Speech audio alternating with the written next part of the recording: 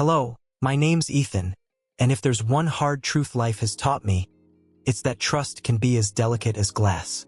It took me 2 broken marriages to truly understand that. You pour your heart into someone, your love, your time, your unwavering support, and somehow, even that can end in resentment. Looking back now, I realize I probably should have noticed the warning signs sooner with Emily, my second wife.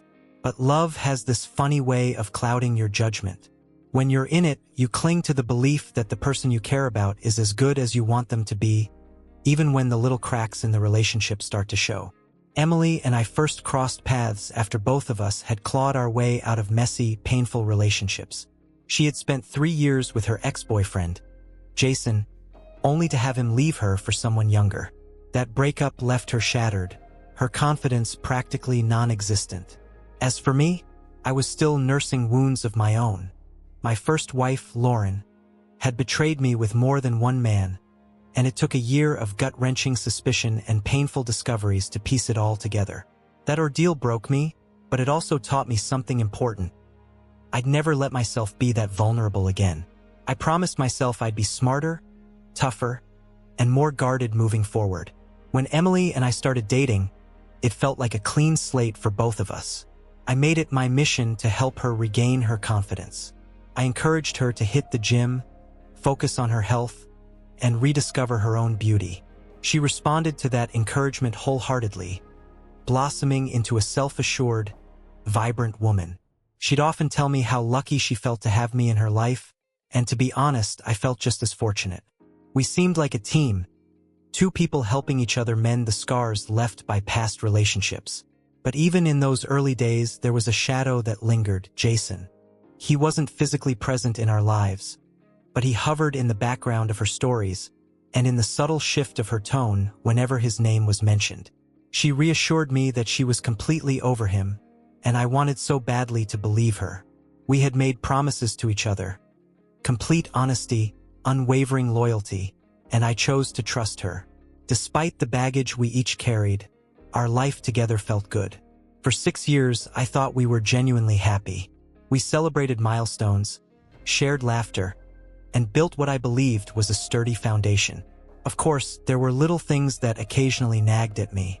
Sometimes she'd seem distant, lost in her own thoughts. Other times, she'd get oddly defensive when I asked a simple question about her day. But I brushed those moments aside. After all, no relationship is perfect, right? Emily was attentive, affectionate, and she put effort into showing she cared. I truly thought we had something real, something that would last. But trust is a strange thing. You can nurture it for years, letting it grow into something solid, only to have it crumble in an instant. And when it does fall apart, it doesn't just break your heart. It rewrites your entire past. Every memory, every happy moment suddenly feels tainted by betrayal. It all started with something so small, so inconsequential, that I almost dismissed it entirely.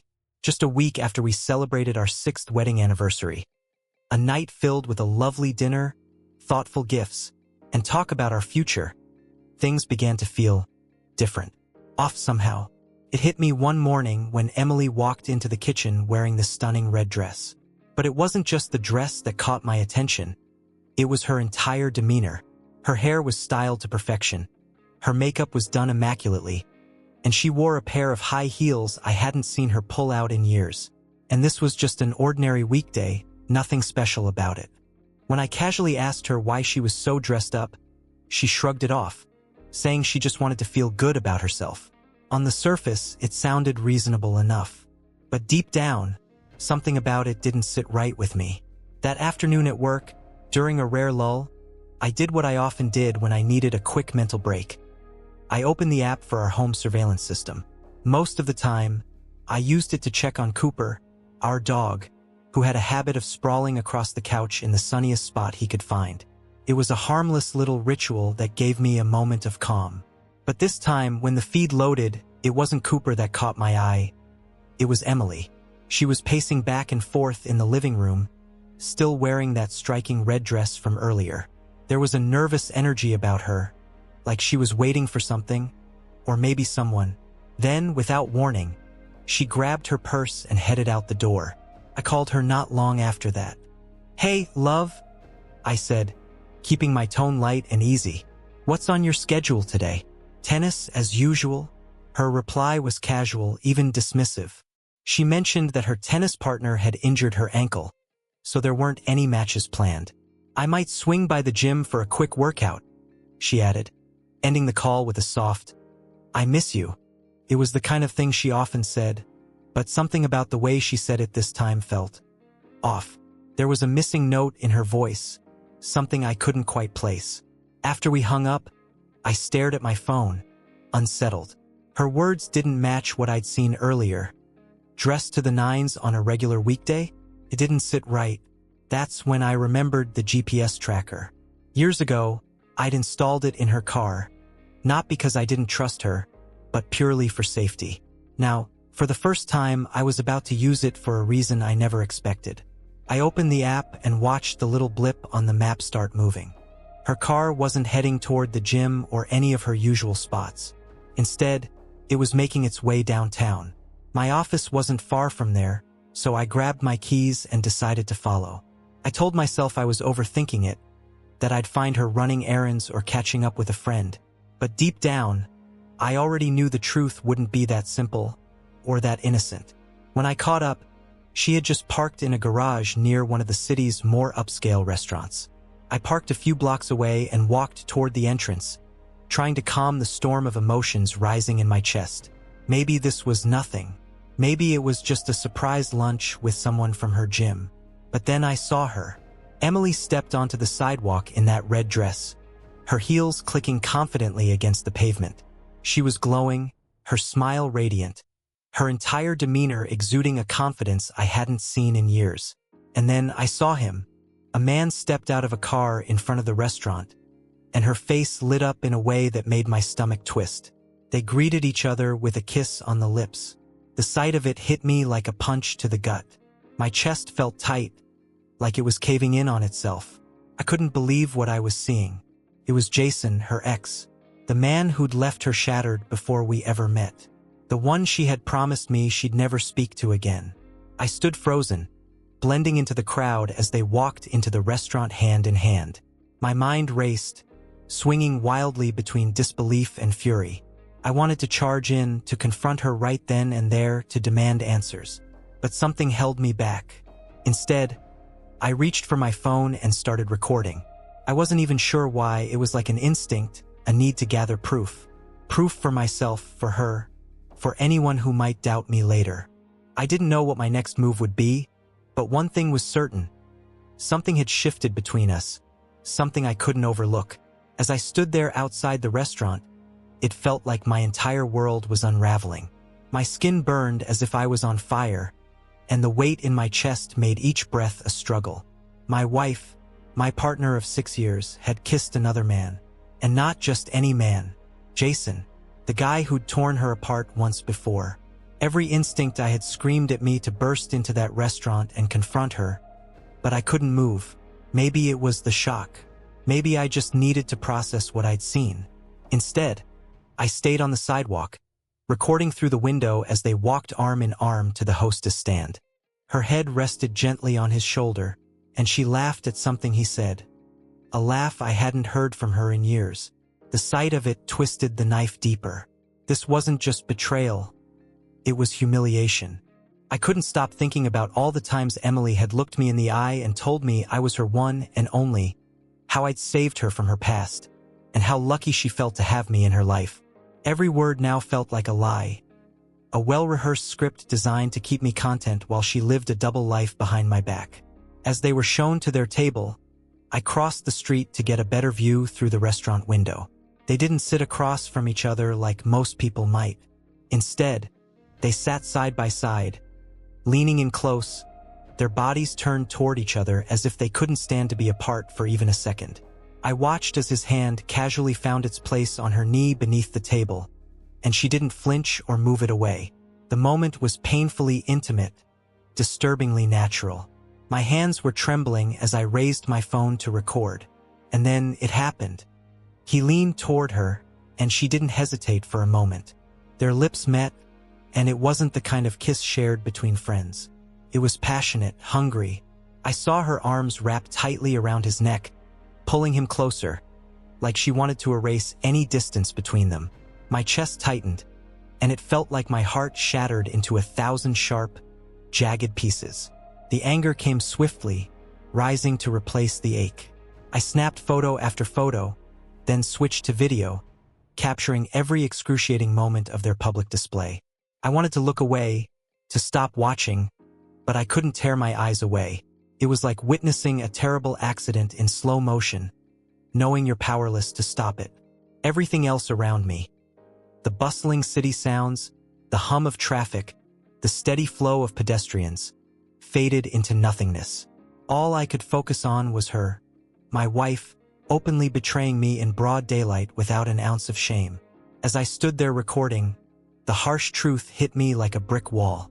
This wasn't some fleeting mistake or spur-of-the-moment impulse. She had planned this. The elegant dress, the heels, the flawless makeup. It was all for him. She wanted to impress him, to remind him of what he'd given up, to show him the best version of herself. In doing so, she'd thrown away everything we'd built together. Every promise, every bit of trust. I stayed outside that restaurant for what felt like hours, documenting every painful detail. A part of me, foolishly, kept wondering if I was overreacting. Maybe there was some innocent explanation. But then I remembered her lies that morning, the way she'd avoided saying, "I love you," and how carefully she had dodged giving me a clear answer. This wasn't a mistake. It was calculated, deliberate. She had worked hard to keep this hidden from me. And for what? For a man who had left her broken all those years ago, who had made her feel like she was nothing. Now, she was willing to risk everything we'd built together for him. When they finally left the restaurant, I kept my distance and followed. I wasn't ready to confront her yet. I wanted her to keep lying, to dig herself deeper into the pit she'd created before I laid the truth out for her. I watched as they walked to his car, and just before she got in, they embraced one last time. Their kiss this time was deeper, more intense, and it felt like the final nail in the coffin. My heart ached, but my determination grew. There was no coming back from this. Whatever love I had for her was now twisted up in anger, disappointment, and something far darker. That night, I returned to my office instead of heading straight home. I sat at my desk in silence, watching the footage over and over again. Every frame of her with him burned itself into my memory, each one more agonizing than the last. By the time I finally got up to leave, I knew exactly what I needed to do. This wasn't something I could ever forgive. Emily had crossed a line, and there was no erasing what she had done. When I walked through the front door that evening, it was almost surreal. Everything seemed exactly as it always was. The kitchen lights glowed warmly, the scent of dinner filled the air, and I could hear Emily humming softly as she moved about. When she greeted me, she flashed me a radiant smile, wearing a silky, barely there robe that left nothing to the imagination. She acted as though everything was perfectly fine, as though she had no idea her entire world was about to come crashing down. For a brief second, doubt crept in. Maybe I was overreacting. Maybe there was some explanation I hadn't considered. But then, like a slap in the face, the images of her kissing Jason came rushing back into my mind. And just like that, any hesitation vanished. As I walked in, she greeted me with a long, deliberate kiss, the kind that felt almost staged. "I missed you today," she said, her voice dripping with affection, her eyes searching mine for a response. I forced a weak smile, though the anger simmering beneath my skin was hard to contain. She took my hand and led me to the dining table, which she had gone all out to prepare. Candles flickered softly, and a bottle of wine sat open, ready to pour. The whole setup screamed of someone trying far too hard, as though she were compensating for something she didn't want me to see. I decided to play along for now. The evening started innocently enough. She asked about my day, her voice light and curious, while I kept my answers clipped, trying to keep the tension out of my tone.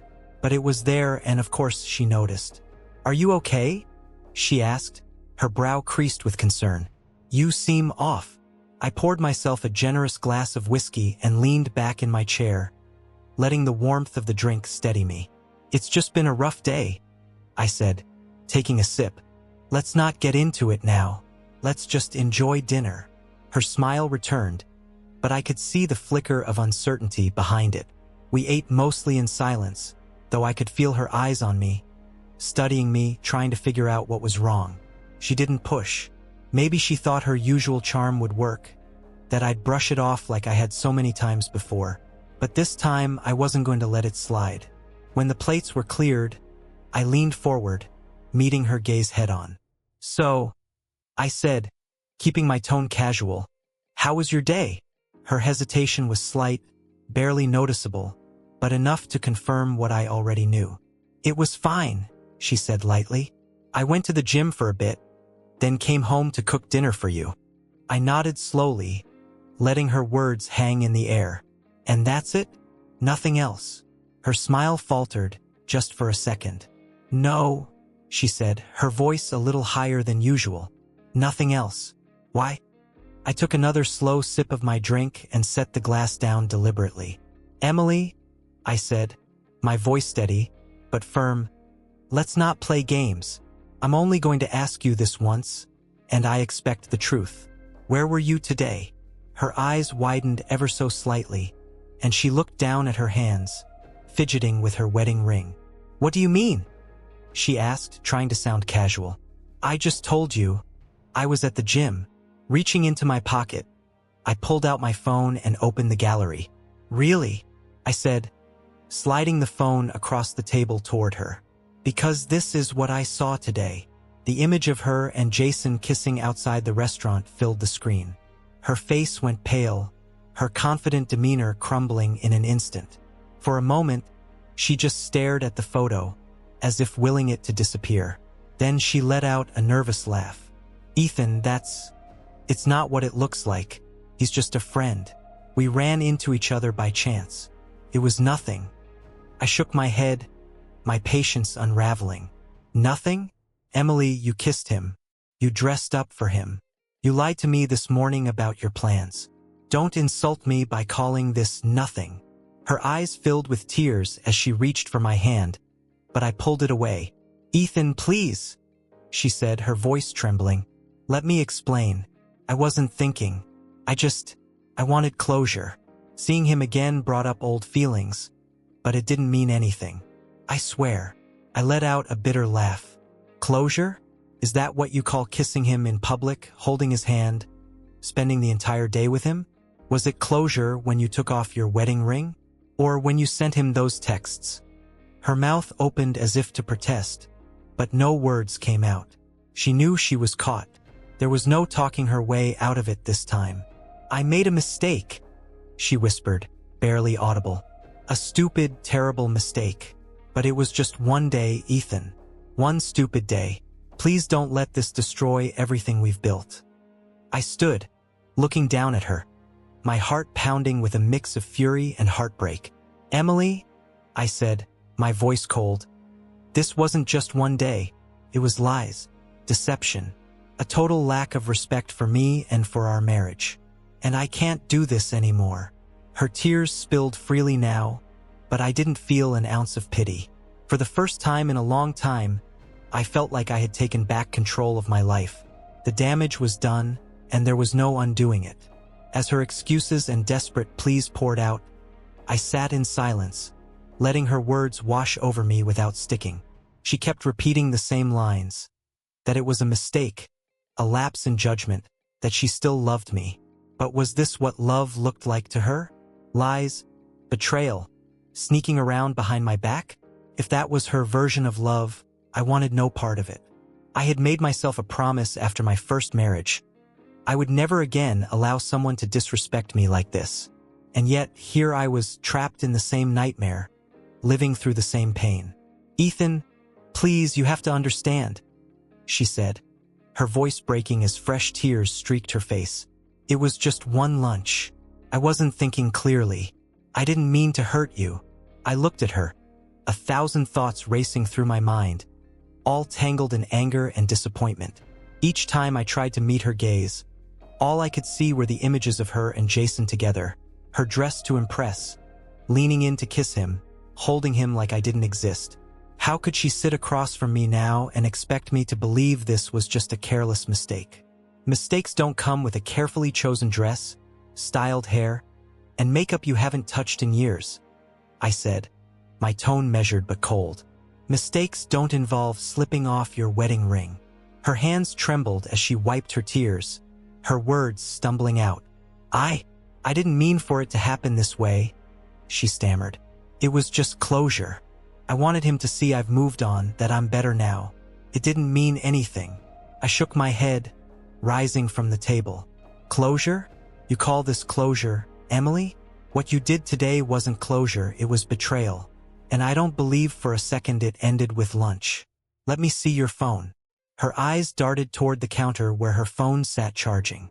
For a long moment, she just stared at it, like she was calculating if she could talk her way out of this. Ethan, you don't need to see that. It's private.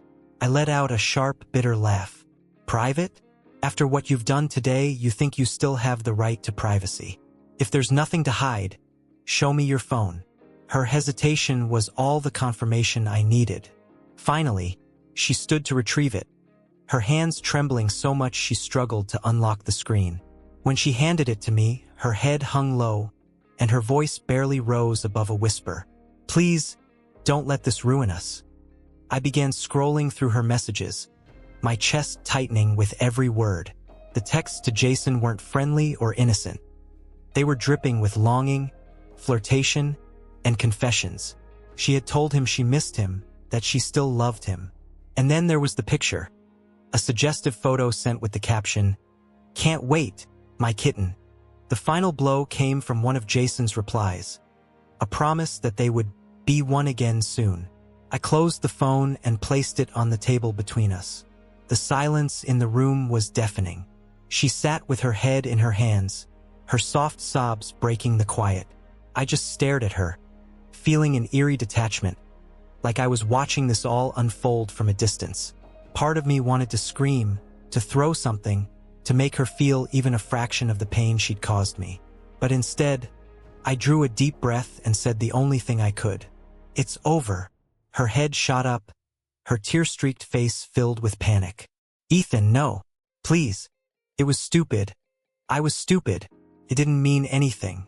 I can fix this. Just give me a chance. I shook my head slowly. A chance?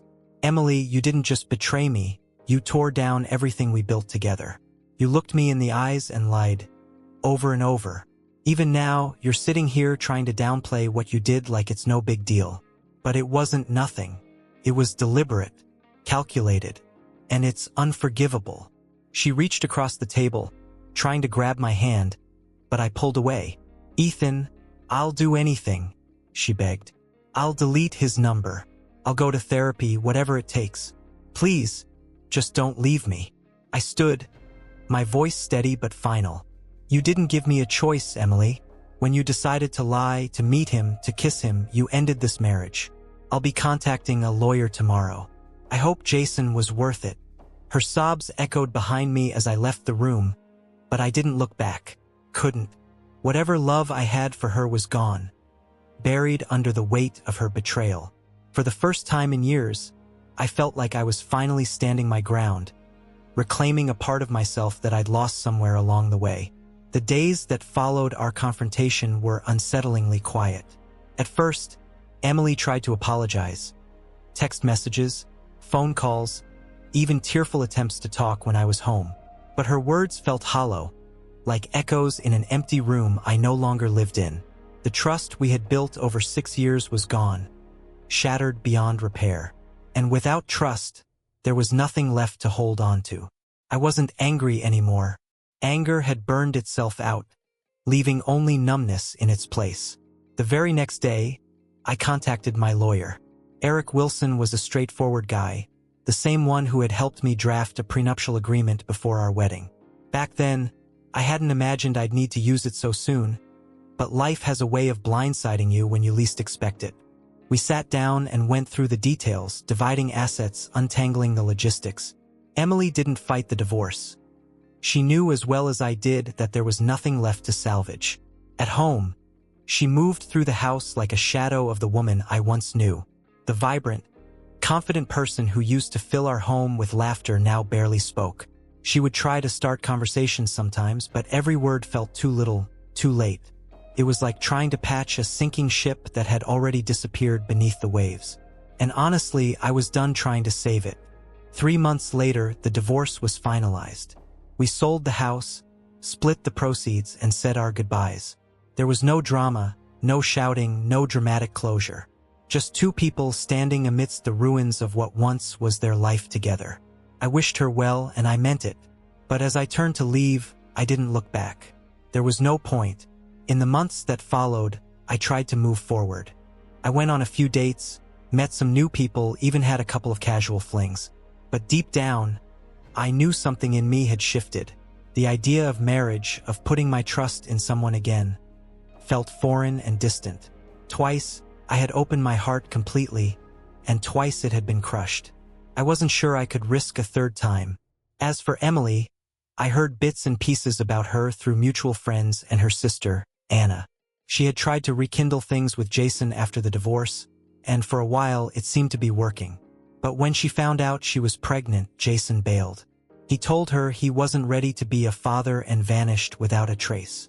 When I heard the news, it hit me harder than I expected. Not because I felt sorry for her, but because it confirmed everything I already knew about him. He was the same selfish man who had broken her heart once before, and she had destroyed our marriage to chase after him. Her struggles didn't end there. A few months later, tragedy struck again. She lost the baby after a fall down the stairs in her apartment. When Anna told me, I felt a pang of sadness. Not for Emily, not really, but for the life that could have been. The life we might have had if things had been different. Anna said Emily was a shell of her former self, drowning in regret and despair. She couldn't forgive herself for what she'd done, to us, to herself. But as much as I tried to muster some sympathy for her, I couldn't.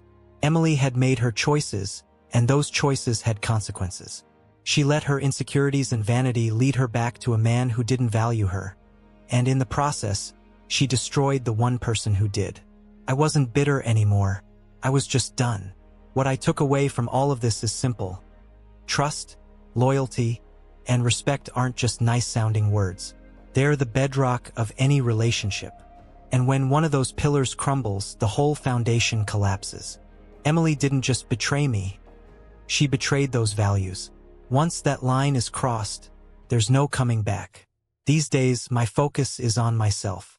I work hard, I travel when I can, and I spend time with friends who genuinely care about me. Marriage isn't something I strive for anymore. Maybe someday, I'll meet someone who changes my mind. But for now, I'm at peace. I've learned to protect my heart and to be careful with the love I give. It's not about bitterness, it's about survival. Emily's story is her own to live, just as mine is mine. I don't carry hate for her, not anymore. If anything, I genuinely hope she finds the peace she's searching for one day. But as far as we're concerned, our chapter is over. I've finally come to terms with that, and I've made my peace with letting go. Life moves forward, even when the people you thought would be by your side aren't there anymore. And in the end, I'd much rather walk alone than share the path with someone who doesn't appreciate the journey. Bye-bye.